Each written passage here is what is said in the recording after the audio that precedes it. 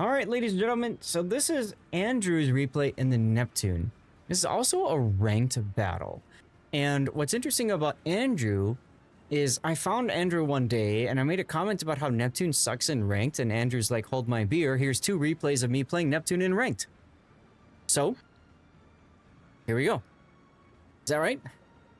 Yeah, that's about right. This is actually the second of the 2 replays, and it's actually 2 consecutive battles back to back. And the interesting thing is, the enemy Neptune is the exact same one that I played against in the previous battle. So you know what he's gonna do. He's a radar Neptune. I'm set up as a smoke Neptune. I see that. There's a lot of there's always constant criticism of smoke Neptunes, and I never understood it. But yeah, you'll see. Okay. Hey, Worldspawn. Well, so, you know, smoker radar is a choice that the British light cruisers get, right? They've got 152mm guns. Minotaur, of course, is its own other level. But these are AP only cruisers, which is really important. I personally hated Neptune. I was not a fan of it. I played it in random battles. I played it with a range mod with smoke. Because the thing is, for this particular boat, you've got a full concealment build. So we can take a look at your concealment, right? 10.34. If you went for radar, your radar is 10.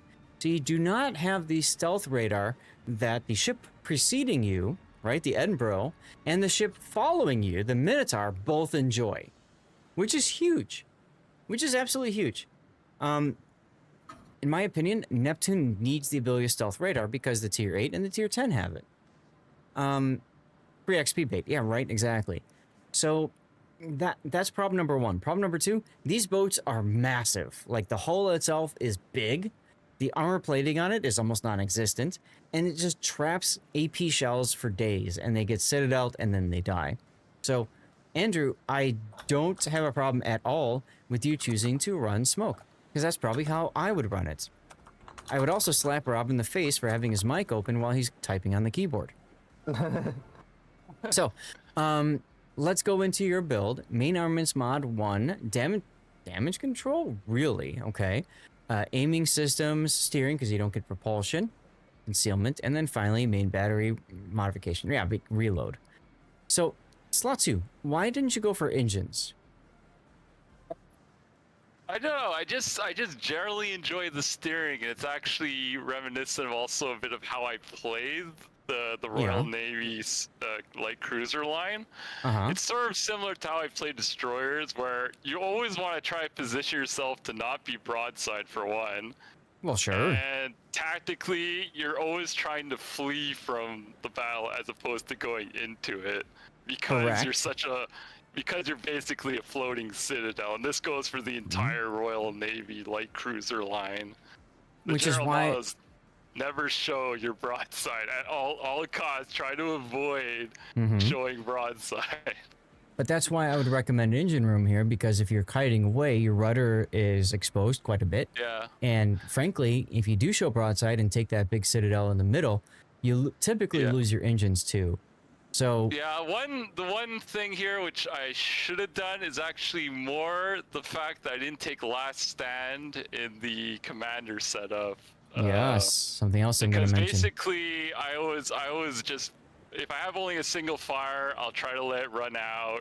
Yeah. And I find the engine doesn't actually get knocked out as often as I would think it would be. But yeah, generally, I don't borrow with engine room protection, because normally I would be running last stand, in which case your engine is still running if it gets incapacitated. So this is true. It sort of helps negate the penalty. So, but the big thing is, fires tend to happen way more often than the engine getting cocked out. So. I suppose, but the thing is, the 5% risk of catching fire isn't really that big of a deal. You left eye dominant, Metallica. Oh, cool. Are you gonna go watch it? The fire reduction, it sounds good on paper, 5% less, but the reality of it is it's not as effective as 5%. So. We talked about this before. We did some wiki stuff with math. It's not that helpful. So I would absolutely recommend engine room protection, especially because you didn't take, as you said, last stand. But even so, it's gonna be better to take. The leg is hurting, about to flare out. I'm sorry to hear that, left eye. Everything else makes perfect sense, and sure. And then you've got a standard captain here. Now, you could take Dunkirk. Dunkirk, if you notice, gets bonuses to both consumable enhancements. So your smoke lasts longer, your hydro lasts longer, and it also gets a bonus to grease the gear. So why don't you have Dunkirk on here? Or BD? Mainly because I tend to have commanders for all my ships. I don't like doing the respect all the time, so I literally have a dedicated commander for every ship. Obviously, it's not a very popular thing to do. Most people will just hop commanders around everywhere. But I like having the dedicated commanders instead, so that's why I ended up with the standard captain. I have my Dunkirk actually on Conqueror instead. So no, it's a fine question. Electric says, is damage control module ever useful to take? You're talking about this one right here, Electric, and the answer is yes, and that's only for battleships, really, that don't lose their engines or rudder. Because if you don't lose your engine or rudder ever, then you don't care about engine room protection. That's really it. So like Kremlin, for example, you would take this. So anyways, I asked you a question knowing what the answer was, and you gave the right answer in my opinion, which is, why the hell would you put a special captain on a Neptune when Minotaur exists or so many other ships exist? You're going to put them on those tech tree ships instead, which I completely agree with you. And I'm with you too. I don't like to spend the points and the doubloons or Commander XP to respec things. And guys, I'm sitting on like 54 million Elite Commander XP, so I can do it. I just don't like to do it anyway. So I'm with you there, completely with you there. So skills, you went for Grease the Gears and Consumable Enhancements, Superintendent, Concealment Expert, Adrenaline Rush, Radio Location, and then Top Grade Gunner. So what I find interesting about this is you have 0 skills that help you with situational awareness. You don't have Incoming Fire Alert, and you don't have Priority Target. Why not? Generally I don't find I need them. I stare at the mini map constantly while I'm fighting. So I mean, it's one of those skills you can't really teach anyone, and you sort of just learn as you play. And I've actually been playing this now for 7.5 years. Doesn't feel that long, but I hear you. Yeah, it's a lot. You find out how useful after a while the mini map is for situational awareness. Even just for aiming over like mountains and stuff to do blind firing, it's very useful as a reference. Well, so and I think that's why I prefer to use the points elsewhere. Sure, and I think I saw Zeka saying that you have more Neptune games than he has in Marceau, and he spams the hell out of Marceau. So that says something about how much you enjoy this boat.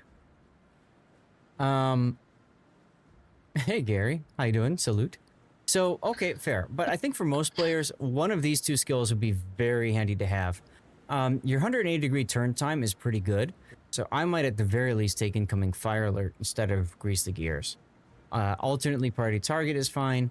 Doesn't help you with smoke duration, but if you're running smoke, it's not a big deal. I would say Consumables Enhancements is probably a bigger deal if you're running radar, right? Because you want the radar to last a little bit longer, get another salvo or half salvo into something. So, okay. The other thing is, you can't use heavy AP. Yeah, so I mean, everything else on the build makes sense. I do like radio location, especially in ranked, so you can hunt down a destroyer or something, or at least know where it is. Top grade gunner makes perfect sense for you if you're smoking and something is within range of that, you can still get the bonus.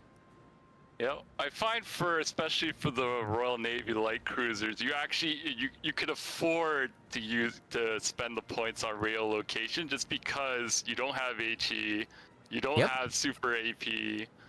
So it really narrows down like the number of skills you could actually put to the usually use on a captain. So. Oh, absolutely. And then you start thinking fill the tubes or pack a punch, right? Yeah. Survivability expert is still useful for you, by the way, even though you get the super heal. This still does come in handy. Yeah, survivability expert's definitely an option. Like if I didn't take radiolocation, I would have probably taken survivability expert and last stand on top of grease the gears. Right. Okay. If I rework this with what I have right now, I'd probably switch grease the gears with last stand just because I didn't bother with the engine room protection. Yep. So yeah. Yep. Okay. All right. Well, let's look at your flag setup. This is ranked, so you are using some of your flags: ship HP, hydro, smoke, heal boosting, speed, consumable, and that's it. I would say grab a ramming flag. It's cheap enough, and in this boat, you never know when you got to ram a biatch. So I would absolutely take the ramming flag here. Beyond that, there's no carriers allowed in ranked now, so you don't need to worry about that. I might take the fire burn reduction one, just because you said you hate burning anyways. But this helps, you know, you take less damage anyways. Yep. All right. Let's get into the game. And yeah, Gary, I am full up. This is actually our last replay of the stream, and it's our last replay of the patch cycle. So I am as full to the gills as possible. Thank you, Vaco, for answering. Okay, I'm legit interested because when I see Neptunes and I play ranked, I just think to myself, I've got the easy win if the Neptune's on the enemy team. Especially if I'm in the Vijay. You saw the last replay. I'm just like, ha, we're gonna feast upon this guy.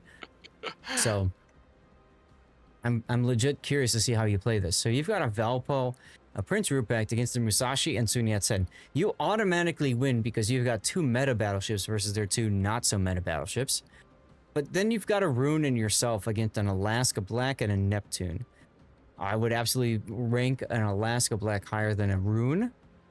And then you've got Yugumo, cancel. ZF6 versus Jaeger, I would absolutely go Jaeger. So you win in the battleship department, they win in the cruiser destroyer department, in my opinion. Is that how you sum this up? Assessment. Okay. All right. Jingles also has a Miracle Neptune replay. Good. I'm sure they exist. I mean, you play enough games in Neptune, you've got to have at least one game where you're just like, holy crap, guys, look at this. Well, I do have one other replay that actually ended up on YouTube. I think I sent it to you at one point. Okay. You might have. Unfortunately, as you see how everything works, it's... Oh, I know. Musashi's very imposing in ranked, yes, except if you watch the last replay where Hujam just dismantled it in one salvo. But yes, Musashi can be. I just don't value it as high as secondary battleships these days. Okay, so Neptune spotted. The question is, are you going to shoot him or not? If you're going to shoot him, I'm assuming you're waiting to see if he beaches. Oh, wow. You opened up. Ballsy. Very... 4 citadels?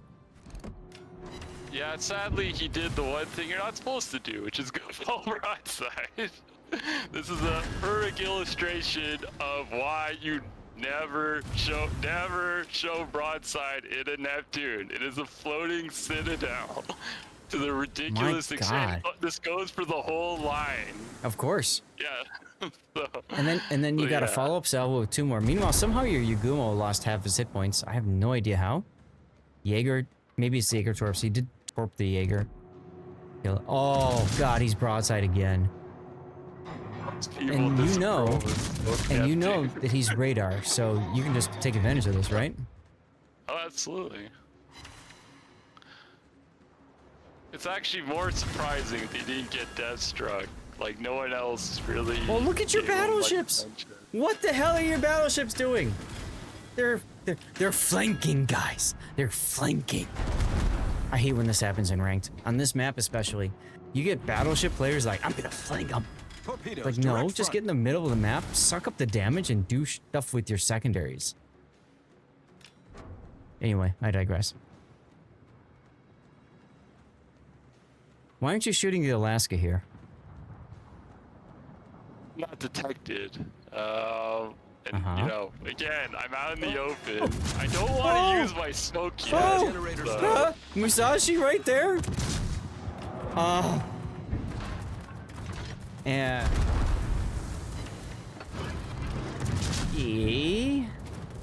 At this point, I use the smoke. I mean, you have two choices, right? One is to smoke, two is to charge. If you charge him, maybe you can torp him in the face, but that's about it. But no, he's very far. He's considerably far enough that I can still smoke up. I can still afford to hide. Yeah. No one else is really paying me much attention at this point either. So yeah, even though I'm full broadside to the rest of the world, they're not really paying attention to me. They're paying attention to the battleships that tried to flank her. Yeah, and one of them is already dead somehow. Yeah, so I lucked out a bit there, but yeah, that's also why I didn't bother shooting the Alaska. I don't want to shoot out in the open if there's people that might be paying attention to me. And, right.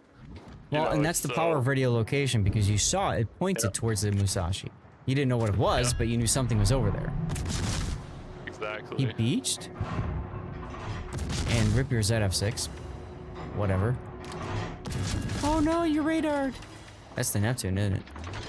That's funny. Yeah, he's trying. So, actually, with the Musashi hiding behind the island, this is your perfect opportunity to go and charge him.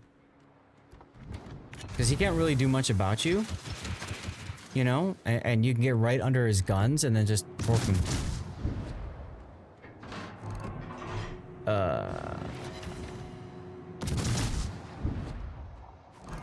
Okay, you have a minute of dealing with pain, and you better hope this Musashi aim sucks. Wow, it sucked. What the heck dispersion was that? Yeah, it's definitely a bit of luck. With yeah, the just aim. a bit. Well, also you'll notice that, there's also a lot of speed throttling. A lot of throttling, a lot of, you know, positioning away from the ship, trying to angle myself.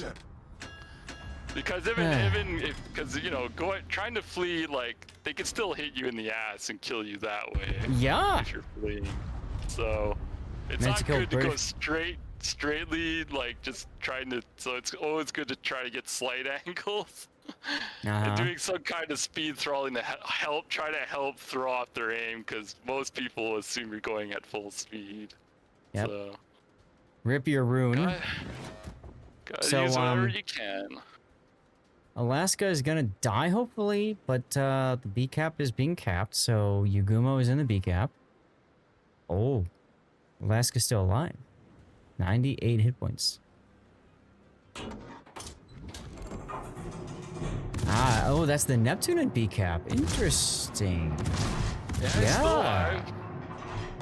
The only damage done to him, I believe, is the citadels they did to him for the most part. And Vako, I completely agree. Ripple fire. Just hold down your left mouse button and shoot instead of double clicking. Well, there goes the Yugumo to the Neptune. Now you're down a ship. You and the Valpo versus the world. Yeah, I sadly am not going to be able to rely on the Valpo for very much longer. Hey, now. No spoilers.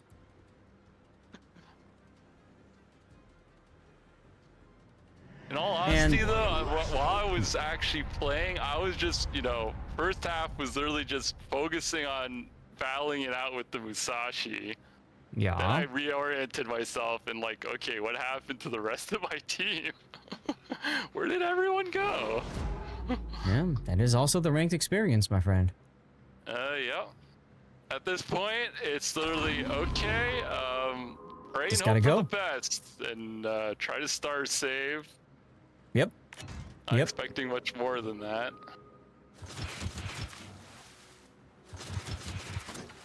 What Andrew was really doing was saying the Valpo player is trash at the game, but saying it nice way. Everyone thinks like you, Zeka.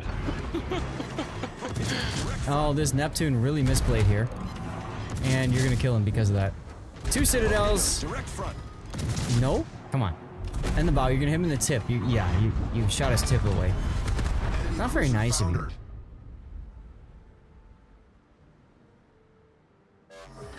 No, but I would agree with Andrew though. I would say the Valpo misplayed, and that's it. I wouldn't call him a trash player. I think that's I just don't like that. The Valpo player is playing as best as he can, and if he made bad decisions, fine. He died to the Yagumo. Yagumo's got torpedoes, and it's a really good torpedo destroyer for that. So. Yep, I mean, he outlasted most of the rest of the team, so... Yeah. Yeah, and exactly. Ruprecht was the real problem because he did a failed YOLO. Now, you got a Sun Yat-sen, which is scary because you really can't do much about him. You're smoking here? Yes, because Why? again, the cap. I want the cap. At this point, I'm like, okay, it's a 3-on-1. This is probably just a star save at this point. Let's go for the cap, get as many points as possible. Okay. So, going for the smoke here actually kind of works in your favor because it might draw the Yagumo into closer proximity to you. He might get greedy and try to get a torpedo hit on you. Yeah. Sadly, though, my hydro's running out. So if he torps me, I just hope my ship is positioned well enough that I can dodge any incoming torps. Well, so what you... The other thing is, I could shoot the Sun Yat-sen. Smoke fire penalty. Normally I would, but because I'm the only ship left and I'm prioritizing the cap, I just totally ignore shooting him. No, I'm guaranteed the cap, so. I'm with you there, absolutely. And then you can shoot to see, are you detected on smoke fire penalty? Now, here's the big deal.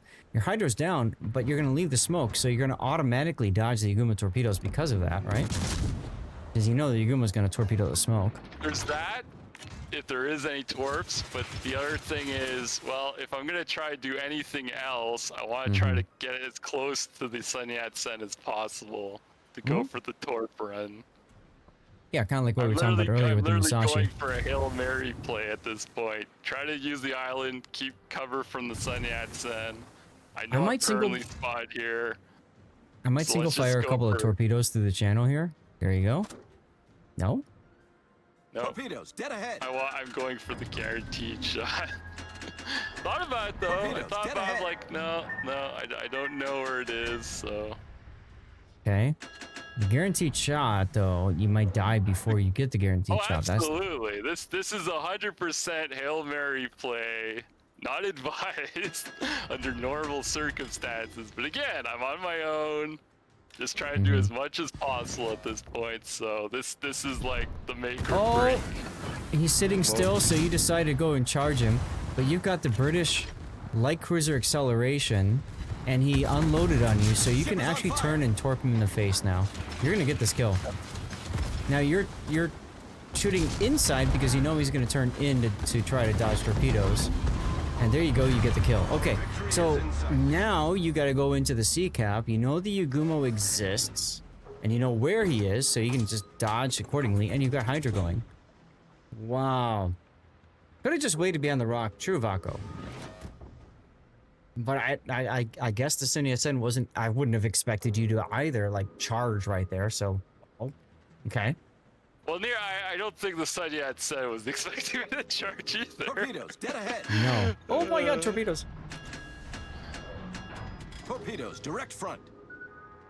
If you wait behind the rock, the problem is you can't position the Neptune at that point to launch the torps. You don't have any chance of launching the torps, which is why it's not a good idea to just wait behind the rock. Right, and you're spotted. Permanently spotted. Oh, this Yagumo. At this point. What is this? And you actually arced over the island. You're gonna get this kill and you're gonna win. Oh my god, this is disgusting. You should have waited a little bit to get the full base cap first to get more XP. Oh, you got it anyway. You got it in trash time. I was just ecstatic that I managed to come back at all. Oh my god, you guys. A Neptune in this game getting 4 freaking kills in a Neptune? 2 of which are 3-on-1. First one, you know, it was literally a 1-on-1 battle. The rest of the ships were still alive, but after that, there was no one else. Neptune's Fury is going to be our title. Neptune carry NBA. You have 2 caps, the point lead. The battleship has to charge you because the Yagumo torps missed. I would have sat there and waited for the 20 seconds for hydro, but GG. I mean, yeah, you could have, but I feel like if you had waited, that gives the Yugumo time to reset and be in a position, right? So you charging means the Yugumo is not able to deal with your position. Let's watch the replay. This is crazy. Not only that, but if I had waited, the Sun Yat-sen might have actually gone closer to the cap, at which point I don't have any time to actually try. Like, he has more time to shoot more than one volley at me. If the Sun Yat-sen got into the channel, right, like, you would essentially have to trade with him to kill him. Yep. Like, I mean, the other thing is I'm lucky that the Yugumo was more passive. Had he actually tried to go into me in the B cap, I could have had a lot more trouble. I could have easily been wiped out. Sure. Yeah, I'm just like right here amazed that the Musashi failed to kill you. Failed to even hit you. It's just, I mean, wild beyond craziness. The Musashi hit you 7 AP shells. 7 AP shells. Chat, guess how much damage the Musashi did with 7 AP shells?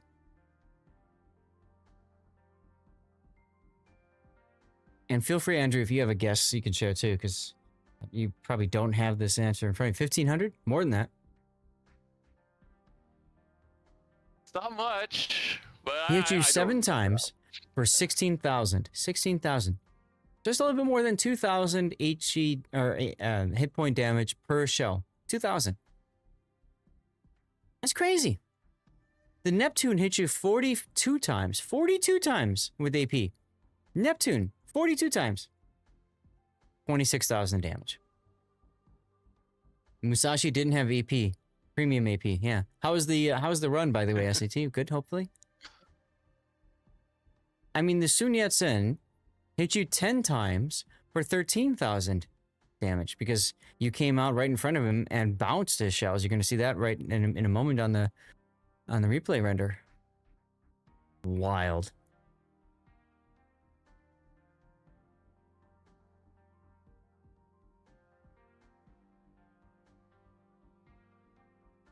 There it is. Yeah, so what do you guys think? Neptune's Fury as a title? Is there something else? Running in an oven, but otherwise fine. I'm offended the enemy team. I kind of am, Zeka. This was the enemy's game to win, and they just decided, nah, we don't want to win. I had no business winning this game. No, you didn't. I was totally shocked myself. You didn't. You don't deserve to win. Go and, file a support ticket and say, you know what, have my star. I don't need it. But I think this is why, like, Battleship's overrated. I think this is why, like, you say, hey, I refuse to go down without a fight, right? Because that's what you did. You said, like you said, well, I guess I'm going to save my star now. And, like, you made all of these plays and end up winning the game while trying to save your star. Bit of luck, of course. There's always a bit of luck, because again, if the Yugumo had actually charged D&B, that while I was busy pointing at the Sun Yat-sen, he could have tried shooting at me, set me on fire, maybe get lucky, get me on permanent fire. Yeah. That would have finished me off. Like, there's so many other scenarios that could have played out. If the Musashi actually had better aim, like, Jesus. It's just wild. Absolutely wild, dude. And he did this in a smoke Neptune in a ship that I regard as probably one of the worst possible cruisers to take into ranked battles. And yet you made this happen. Yeah, I get questions several times in the in-game chat. You're like, why Neptune? I'm like, because it works. I make it work. It works for me. I don't know what else to tell people. I mean, my advice when people are like, I want to play ranked, like, try a whole bunch of ships and see what works. Whatever works for you, just run that. Don't worry, just run whatever actually works for you. Even if it doesn't, it's not conventional. It seemed to make the most sense. If you can play it really well, then have at it. I won't question it. Dude, I always tell people, you play the ships that work for you. Somehow you managed to make Neptune work for you, so congratulations on that. But damn, like I would only play Neptune in ranked if my viewers force me to do it while I'm playing, or if I didn't want to win. Like I didn't want to, like I was playing it and I didn't want to like get to promotions to the next league, for example. Jeez. I mean, yeah, the enemy's making Neptune work, right? Except like, just, wow. Wow. I mean, you still gotta know what you're doing, because again, you look sure. at what happened to the other Neptune, 8 Citadels, that's all on the other Neptune. It's happened to me as well. I have been dev struck right near the start of a match. In my Neptune, it does happen. That is Neptune life. And Electric, no, I would not refuse. I would just be angry with you and play it and die. But you know. Yeah. All right. In terms of, playing it out in the smoke, like, I don't see the point in using radar in a Royal Navy light cruiser. There's so many other options. In a Minotaur, it's good, right? And then in Enro, it's not bad because it's got the ability to stealth radar. But Neptune really struggles because it can be detected and then you radar and see nothing. That's the problem with radar Neptune. So I agree with you. Smoke is the play for Neptune. It's just, damn. Anyway, Andrew, thank you for sharing and thank you for using Cover My Replay so we can do this one because this was wild. Thanks for having me. Absolutely freaking wild. Well,